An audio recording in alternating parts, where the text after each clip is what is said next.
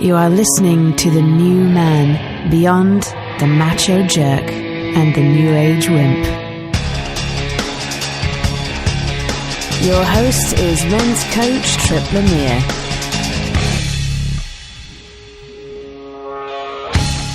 Do you ever feel like your head is up your ass? Are you tired of feeling stuck and just wish that a bolt of lightning would come down and change everything in an instant? Or maybe you're wasting your life in some draining relationship or holding a grudge that is rotting your soul. Today we're talking about Epiphanies with Elise Ballard. What are Epiphanies and how can your life be forever changed by one? Listen as we discuss and tell our own very personal stories. Welcome to The New Man. Today we're talking with Elise Ballard. She's the author of Epiphany, True Stories of Sudden Insight to Inspire, Encourage, and Transform. And she's also the creator of epiphanychannel.com. Elise, welcome to the show. Thank you, Tripp. It's great to be here. Yeah. So right off the bat, why should the guy stuck in traffic right now, or he's on a treadmill or whatever, why should he care about Epiphanies? What is it about Epiphanies? What makes them so important? Well, what I found is that they will change your life for the better.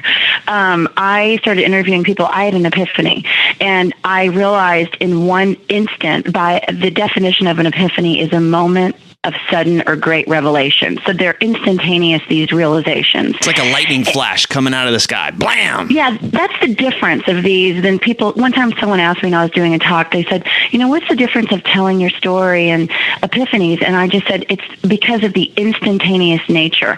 Now, also an epiphany could be, a lot of people in my book, there was a gradual change in them, or their life was gradually changing, but the epiphany is when they realized it.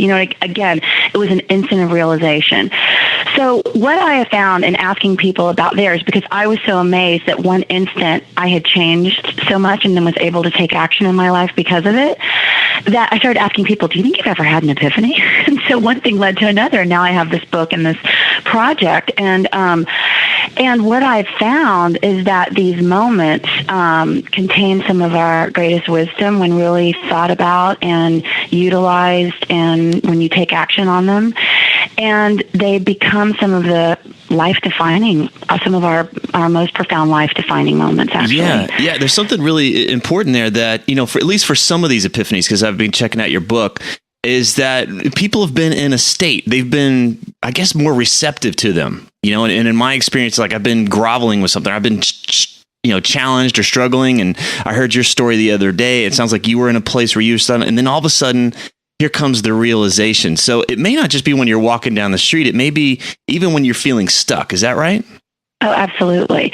Yeah, that's the other interesting thing about epiphanies is that we're all so different. We have such different backgrounds and experiences and ways of dealing with things, and they come in all different forms. But yes, a lot of times epiphanies will come to us when we're in crisis, or they will come to people when they're meditating, or like you said, walking down the street, or, you're actively saying help.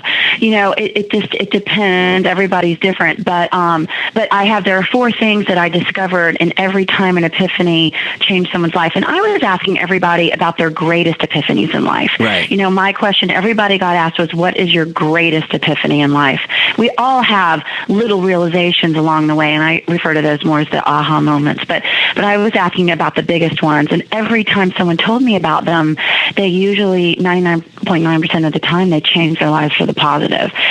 And the 4 things that were always the same in the pattern that I found in every single epiphany, the first thing was these people were listening. They were paying attention. They were open to these moments. And sometimes that meant you were in crisis. It was this life had to hit you over the head before you did pay attention.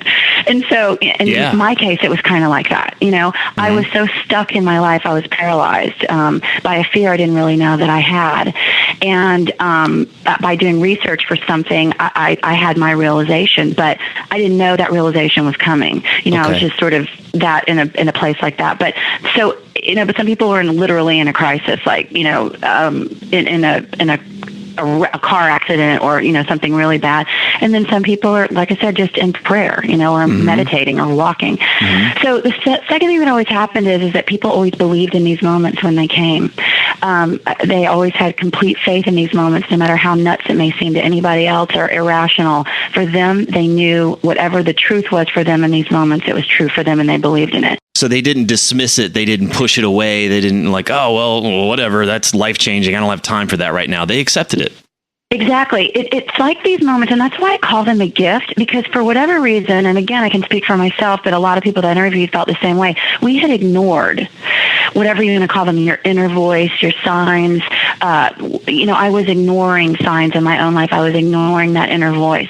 And then finally, I listened, I paid attention. And sometimes these epiphanies, because of their nature, it's as if there is no room for doubt, I don't know if you felt like that in your epiphany, but that's just the nature of them.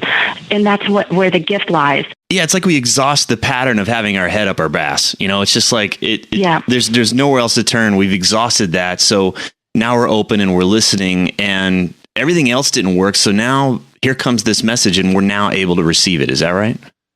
Sometimes, hopefully, and what happens is when you have one of these kind of life-changing moments, you learn to listen, right? So like I sometimes, again, I'll speak for myself, but again, a lot of people I've talked to do this now because of these moments. And then the third thing that always happens when you have belief and faith in these moments, everybody took action. That is a key ingredient. You can have an epiphany by definition, but if you don't take action on it, it's not going to change your life. Oh, I love that. I mean, that's where the embodiment comes in. It's just not enough to just have this cool idea, this aha moment, or even an epiphany. We've got to do something about it. Yeah, and that's the difference. I did talk to people who had said, yes, I've had an epiphany, and they knew that the epiphany was true for them, whatever that truth was that had come through. But some people, very few, but some people, they were like, but I haven't done anything about it yet, And so therefore their life wasn't really, and not that they were unhappy or whatever, but I'm just saying like the epiphany hadn't really changed their life and their life was still status quo. Everyone I talked to about what's their greatest epiphany, and then every single person, every one of us took action. And when I say take action, in my case, this epiphany I had revealed this fear of mine about leaving this marriage that wasn't working for me. Right. And the action I took, literally, it could be the tiniest baby steps. The next day, I looked on Craigslist for sublets. Some people will look for a doctor. Some people will, whatever it is, go to a yoga class or, talk about it. Whatever, it could be the tiniest step, but we all took action. And the fourth thing that always happens when you do take action is that I call it serendipity comes into play. And it's as if the world conspires to support you, and the second step is revealed. And then the third step, and then the fourth step. And it's as if the universe is saying to you, yes, this is true for you. Yes, keep going. Wow, this is really big because I can have this huge epiphany and I can realize that my life is not going to be the same. And that's scary. Even though I'm miserable, I may be comfortable. And absolutely. Yeah, and so there's this idea of like, I don't have to therefore take a massive, huge risk or some kind of massive action. I love what you said. I just went on Craigslist. That's all I did. It's all I had the energy for. And, the truth is, I didn't realize I had this epiphany until about 6 weeks later. 6 weeks later, I was in a marriage. I'd been in the marriage for 7 years. And I woke up about 6 to 8 weeks later in a sublet in a loft, single. I looked around and I went, how did I get here? And then in my mind went flashback like a movie. And I remembered that instant. And that's what happens a lot of times with epiphanies too. You may not, usually in the instant you're having the epiphany, you will not go, I'm having an epiphany, or I just had an epiphany. Right. They're so kind of profound, and you realize something's just shifted in you. Yeah. Or something's happened, but it's in reflection a lot of times that you realize, wow, that one moment was the beginning. And I always encourage people because I did, like I said, I didn't realize what I was doing until later reflection, but I was realizing how different my life was becoming. And as I took action, that how much more energy I got to do more than one thing a day, right, along those lines to change my life. Wow. But I had help. For instance, I went online to look at Craigslist for sublets because I was just too traumatized by the whole idea of leaving this marriage to deal with a real lease or really getting out there and, calling people and looking at apartments or houses or whatever. I just didn't have the energy. And do you know that I started doing the Craigslist thing in about, I don't know when it happened and so much time later, but the first thing I actually emailed on Craigslist that looked right worked out. And it was beautiful and amazing, and a whole new life came out of that loft, actually, that I sublet. That was the only thing that I even applied for. I could imagine somebody's listening right now, and they're just like, okay, I want to have this epiphany. I want to start this process, but we can't. I mean, is there anything we can really do we can't make epiphanies happen? I mean, but so what can we do? I think the number one thing is to be listening, to be paying attention, to be open to the moments around you. As you know, in my book, I mean, some people got these moments from a prayer or meditation that they do. Some people got them from listening what someone else said to them. It just, for some reason, it shifted something in them, but they were open to really listening, to paying attention to the world around them. And what I was saying earlier about these moments, in that, you have a big one that shifts your life. And before that, I hadn't really been listening to them or really acknowledging that a moment had really changed my life, or and mining them for that information, that wisdom. So now in my life and in a lot of other people that I talk to, when I get an inner voice urge or some kind of weird, instinct, intuition, whatever you want to call it, I listen to it. I'll go ahead and listen to it and act on it and see what happens. And how is that different? How is that voice different than, say, the voice of fear? The voice that's like, let's just stay in tonight. I don't really want to go, or don't go do anything. Don't take any risk. How do you figure out which voice is which? Frankly, I'm a big believer in what you do. I believe in people reaching out to get support. So I have a life coach. I've been in therapy before. I have people that do massage and acupuncture and holographic, it's called resonance repatterning now. The woman that founded that's in my book. Psychology. I believe in getting support from outside help. I've always been an actress and a filmmaker, so I find that teaching, I go to classes for writing and for acting and, those kinds of disciplines that feed me artistically, that feed my soul.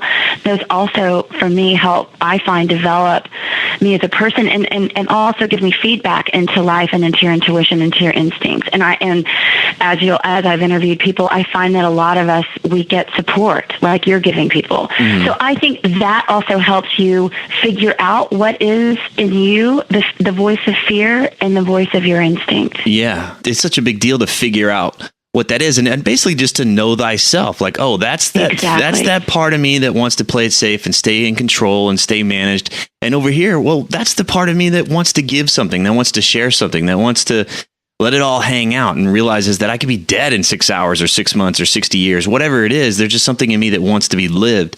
I think it's our duty, it's our responsibility to get to know ourselves so we can start to distinguish those voices within. I mean, Tripp, do you think you can really know that until you do start getting to know yourself? I mean, how would you? You know what I mean? I love that question, because I think that you're absolutely right. How are you supposed to know the difference if you don't do some work, you know? And again, my epiphany, and I put this in my on the website as my quote. Everybody in my book has a quote of what the wisdom or what they really learned out of these moments, and have been like building blocks for their lives. And so everybody's got a quote at the top of their story. And mine isn't in the book because mine's in the introduction, but on the website, it's knowledge and information are the keys to living a free life, and they're the keys to eliminating fear. So whatever I feel like I might be scared of something or I feel stuck in my life, usually why I am stuck in my life is because of some kind of fear. That for me, getting as much knowledge and information about things helps eliminate fear. It gives me, instead of me not having knowledge and not knowing something, it's scarier. It controls me. Even if something's still scary, say you have a health scare, you have something wrong with you with your health, and then that's scary. But you get as much knowledge and information, understanding about it as you can. You have control over that fear. You know what I'm saying? Like, it doesn't control you anymore. Right. So that's what I found has been a major tool for me in my life. You know. Beautiful. So let's dive in. Let's share some epiphanies. Would you care to go first? Well, you already heard a lot of mine. I was an actress, and I was in a play, and I had to play a role of a woman who was in a marriage. She was desperately in love with her husband, but she wanted to get pregnant, and she couldn't. And she finds out that they told her that she was unable to have a baby. So then when she goes to tell her husband that, he ends up telling her that he's had a one-night stand, and then they later find out that the one-night stand has gotten pregnant. Wow. So at the end of the play, I go to the woman and I hand her an adoption brochure. And, we have a confrontation. I hand her an adoption brochure. And then at the last scene of the play, my husband and I have gotten back together, and we've adopted her baby, and everybody lives happily ever after. So I have a baby with my husband. And wow. Like that. So when I did the role for the play, I did a lot of research for my role. And I did research on fertility and adoption. I don't have any close friends that have been adopted, and no one in my family's been adopted. And so I was doing research, and it was so strange. And I had told the prop master that I would give the adoption brochure that I used. So I found this adoption brochure after hours of research and doing all this research, and I'm going to the theater, and I'm printing out the adoption brochure, and I'm staring at the printer, waiting, just watching it slowly come out, this brochure. And all of a sudden I had this thought, you can do that. You don't have to stay. Wow. And it's like a huge weight snapped free of me.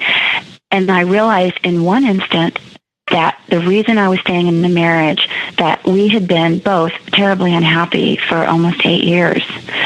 And I had a fear that if I left that marriage, I might never have a child of my own. And that was the reason I was staying. The only reason, really. Wow. I mean, I loved him and all that. Right. Divorce and leaving a marriage is complicated, but really that was the final thing why my feet were in cement. And I had no idea. And this was revealed to me, and also remarkable to me was that it was released from me. Again, this knowledge and information, this revealing of this fear, I guess, released it from me in that same instant. And everything was different. I felt different. I felt like this weight had been lifted off of me, and I wasn't even aware I'd been carrying it around. That was what's so weird, Yeah. What about you? I love your epiphany. All right. I feel like we're getting ready. We're going skinny dipping here, and I got to take my trunks off before we go in. So sorry, I know they're personal. Mine's pretty personal too. I know. So I get nervous because it starts out it's a downer, but it picks up. So stick with me. So my mother took her life when I was 13, and I didn't deal with any of the emotional fallout. I just basically went numb. I didn't know what to do. I didn't go to therapy. I didn't have any real support or anything like that. And just basically lived life like, oh, that's what happens. This is what happens in life. And it wasn't until I was in my mid-20s, it was about 13 years later, I was in another relationship. I was living with this girl, and I'd actually started to see a therapist at that time at the request of my dad. And I was getting what seemed like a nice graduate level understanding of what happened to me. It was very intellectual, but I wasn't really tapping into what happened to me emotionally. And the girl I was seeing at the time, she decided she wanted to live in New York, and I did not. And it was amicable. It was like, it was hard, but at the same time, it's like, yeah, I get it. We're young. This is what you got to do, and we'll make it work. We'll figure it out. Well, little did I know that was going to trigger this abandonment thing. I had no idea. And going into all of this, I realized how much I was pissed at my mom. I was really pissed at her for what she did. And, I remember learning about the pathway to healing and the therapist telling me, at some point, like to really heal, you're going to have to forgive your mother. And I remember thinking, that is the most insane idea ever. I was prepared to hold this grudge for lifetimes. And in fact, I couldn't even believe in like a heaven and hell because I never wanted to confront her. I was afraid to die because I was afraid to see her in heaven and have to talk to her. It was that deep of how like pissed and frustrated and hurt that I was at this whole thing. So again, fast forward to my girlfriend and I are breaking up, and it triggers all of this abandonment stuff. And I go through the ringer. I lose 35 pounds. I couldn't leave my house for a week or so. I was a wreck emotionally. I was crying nonstop.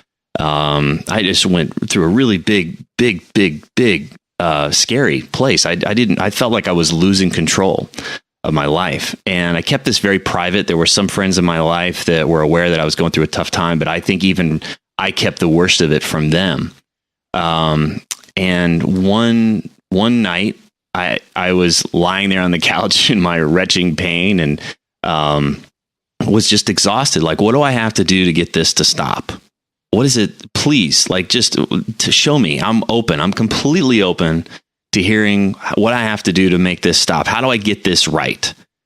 And I just started thinking of options like, okay, what could I do? What could I do? And one of the options was to end my life. Like if it was, okay, well, you could kill yourself and then you would no longer feel this pain. And I didn't take it that seriously, but in the moment I went, oh my God, that's what Mom felt. That was the fork in the road, that she was here. This is where she was.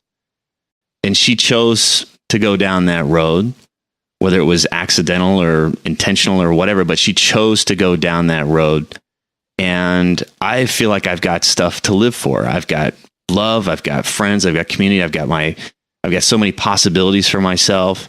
I want to have a family one day. I've got so many things that I want to do. It became crazy that I would choose to take my own life, but I suddenly was able to see where she was, and I felt this huge sense of relief come over. I forgave her. I just got it. I was like, oh, she didn't have that. She didn't have those things to look forward to. She was in a different place. She didn't have the strength and the support that I have. And I just suddenly forgave her. And I felt, like I said, I just had this huge sense of relief pour over me. And nothing's been the same since that moment. Since that moment, I feel like like as a default, I come back to, I still get spun out on stuff, but I come back to like, what is it that I want to celebrate? What is it that I want to live for? I don't want to settle for anything in my life. I don't want to tolerate other people settling for stuff in their life. I want to encourage people to really live, because we have this choice. We have a choice to live. It's not that we're choosing not to kill ourselves every day, but we have a choice to basically engage our lives. And I think that that's been at the root of what I do with the New Man. It's at the root of what I do in my coaching. It's at the root of like who I choose to have in my life. I love to be around people that love to live and choose to live. And it's been huge for me. It's been huge. Wow. Wow. Amazing. That's the power of forgiveness and the power of choice and choosing to live like that. Yeah. There are several stories that I've heard about. A lot of times Epiphanies have to deal with, and healing, huge healing, forgiveness, and hearing stories like yours is, that kind of compassion and seeing something from someone else's, point of view, and then having compassion for them. That's wow. Yeah. Thank you for sharing that one. It's amazing. I don't think that I would have shared that story. I haven't told that story to many friends or anything, but when you and I, met and started talking about this, and then I shared it with you, I really started to see like, wow, it's this kernel, it's this seed for so much that is a part of my daily life now. Like you were saying, this is a very private, personal thing for you. It's very, private, yet it's profound, and you know how much it helped you and how much it's helping me and everyone else. So you're willing to share it. I find sharing these moments and talking about these stories is such an act of generosity. It's an extreme act of generosity of spirit, to be sure. Right. So thank you for sharing that with me. Well, thanks for encouraging me too, because I've had this thing like, I don't want to share that. That's personal, and that's not really going to help people, and I don't want to make this experience trivial. And I've realized that I've been holding it back. and kind of waiting for it to be the right time and if I ever would. And so you challenged me, and I really appreciate that. So thank you. Oh.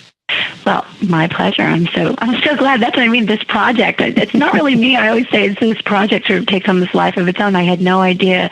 I didn't know when I started this how much power these moments would hold and have, and how rewarding it's been for me. And as I was saying, telling your story, several people directly talk about it. How telling your story will not only help heal yourself, but it will or help yourself. It will help other and heal other people around you.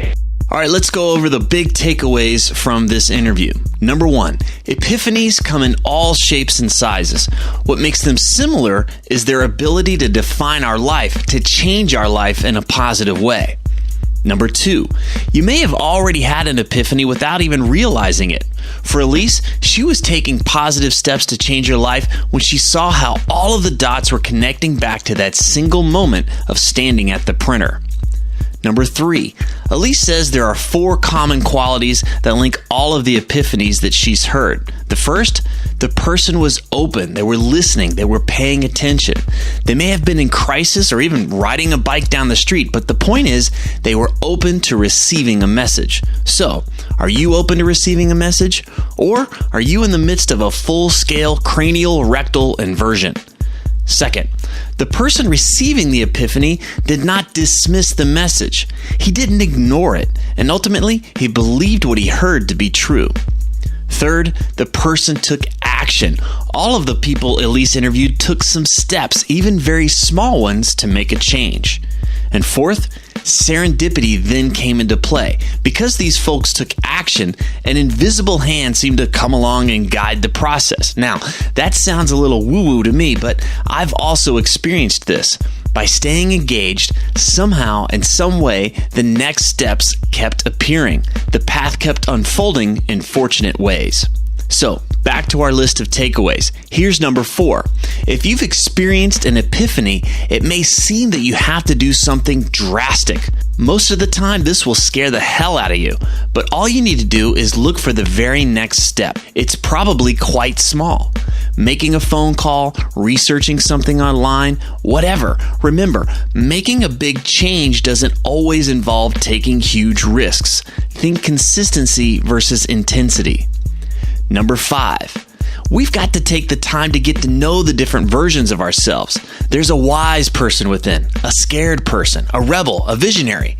There's a whole cast of characters in there. They're all vying for the wheel to steer your life. Now, your job as the master of this life is to discern the different voices and their motivations. This will help you when the voice of an epiphany shines through.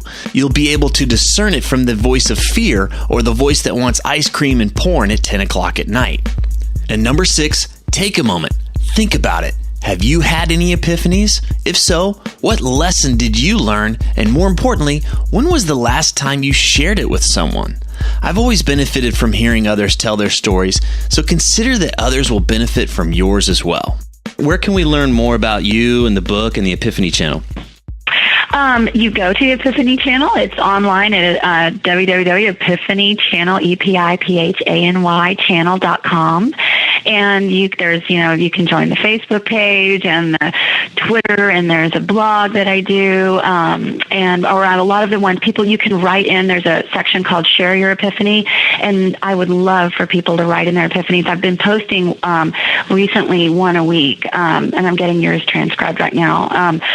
So that's where you find me, on epiphanychannel.com. All right, and there's also a super cute picture of you on the back of the book, so that's one more reason to pick it up. Tripp, you're so sweet. Thanks. All right. Well, thank you so much for taking the time. You've impacted my life, and I know that you're impacting lots of other lives by going out there and sharing these stories. So thank you so much, Elise. Oh, thank you, Tripp. It was my pleasure, and thank you for sharing your story with me and impacting my life as well. Visit thenewmanpodcast.com and sign up to receive even more great free stuff that'll help you live a kick-ass life. Thanks for listening.